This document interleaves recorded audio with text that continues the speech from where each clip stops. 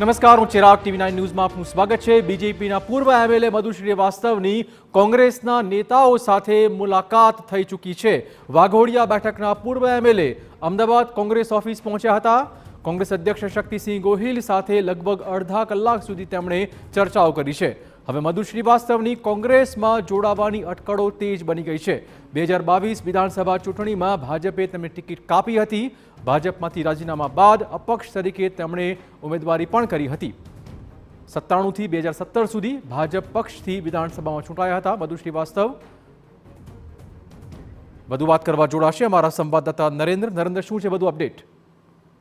ચિરાગ, બાહુબલી નેતા તરીકેની છાપ મધુ શ્રીવાસ્તવ ધરાવે છે અને તેઓ કારણ કે 2022માં એમને ટિકિટ મળી ન હતી અને ત્યારબાદ ભારતીય જનતા પાર્ટીમાંથી એમને રાજીનામું પણ આપ્યું હતું અને ત્યારબાદ આપણે જોઈ રહ્યા છીએ સતત તેઓ જાહેર રાજનીતિમાં ઓછા જોવા મળી રહ્યા છે અને એ સ્થિતિમાં જ્યાં કોંગ્રેસ તમામ નેતાઓને કોંગ્રેસ સાથે જોડી રહી છે ત્યારે મધુ શ્રીવાસ્તવ થોડી વાર પહેલા એટલે કે લગભગ 3 વાગ્યાની આજુબાજુમાં તેઓ પ્રદેશ કાર્યાલય પહોંચ્યા હતા, જ્યાં કોંગ્રેસ નેતા શક્તિસિંહ ગોહિલ સાથે એમના બંને વચ્ચે બંધબારણે બેઠક થઈ હતી અને આ બેઠક બાદ તેઓ ચૂપચાપ નીકળી ચૂક્યા હતા। શક્તિસિંહ ગોહિલ સાથે વાતચીત થઈ ત્યારે તેમને એમના કોંગ્રેસમાં જોડાવાને લઈને ચર્ચા સંદર્ભમાં કોઈ વધારે સ્પષ્ટતા કરવામાં આવી ન હતી। માત્ર ને માત્ર એમને એવું જણાવ્યું હતું કે તેઓ વિધાનસભામાં રહી ચૂક્યા છે ત્યારે એમના ભૂતપૂર્વ વિધાનસભામાં સાથી છે અને એ સ્થિતિમાં તેઓ એમને મળવા આવ્યા હતા, પરંતુ જે સૂત્રો પાસેથી માહિતી મળી રહી છે તે મુજબ ભારતીય જનતા પાર્ટીમાંથી જ્યાં એમને રાજીનામું આપી દીધું છે અને ભાજપથી છેલ્લા ઘણા સમયથી નારાજ દર્શાવી રહ્યા છે ત્યારે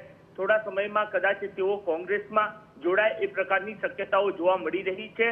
1995 થી લઈને સતત તેઓ ધારાસભ્ય રહ્યા છે। શરૂઆતની જે ટર્મ છે તેઓ અપક્ષ ધારાસભ્ય હતા। 97 થી લઈને 2017 એટલે કે 2022 સુધી તેઓ ભારતીય જનતા પાર્ટીના મેન્ડેટ પર ધારાસભ્ય બનતા રહ્યા છે અને ચૂંટાતા રહ્યા છે અને એક દબંગ નેતા તરીકેની તેઓ છાપ ધરાવે છે ત્યારે આગામી સમયમાં તેઓ કોંગ્રેસમાં પણ જોડાય એ પ્રકારની શક્યતાઓ જ્યારે એમને મુલાકાત લીધી છે અને શક્તિસિંહ સાથે બેઠક કરી છે ત્યારે એ સંદર્ભમાં ચર્ચા થઈ રહી છે। ધન્યવાદ નરેન્દ્ર, તમામ જાણકારી બદલ। મધુ શ્રીવાસ્તવ કોંગ્રેસમાં જોડાશે આ પ્રકારની અટકળો હાલમાં તેજ બની છે।